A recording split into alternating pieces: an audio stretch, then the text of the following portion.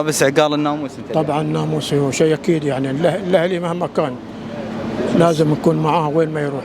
صوتك شيء فيه. اي صوت من كثر تشجيع طبعا. والمباراه الجايه شو تقول عنها؟ ان شاء الله مع الوصل يكون شيء شديد، يعني شيء مباراه مو بسهله. ما بسهله لا. هم عندهم لاعب جديد، ايه كل واحد يتكلم عنه. والله يعلم، ان شاء الله يوم نوصل بصير خير ان شاء الله. لكل حادث حديث. حديث نعم. احنا نقول وصلاويه هاتوا وصلاويه، نحن نتراياهم. هو الاول، بنتو اللي متى بيتم هو الاول، لاحقينا.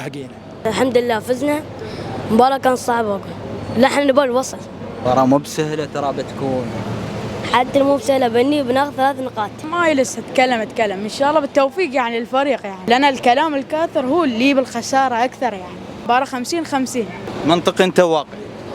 اكيد. والميدان يا حميدان مباراه الديربي. نعم نفوز. الموعد متى؟ يوم الجمعة. الفوز ما كان سهل. ايه صح، بس الحمد لله يا ابو قولين، الحمد لله. والجاي ان شاء الله اكثر ان شاء الله، وناخذ الدوري ان شاء الله. الحمد لله على الفوز. بس في مشكلة. شو المشكله؟ انه يعني ما كان في وايد ضاعت اقوال.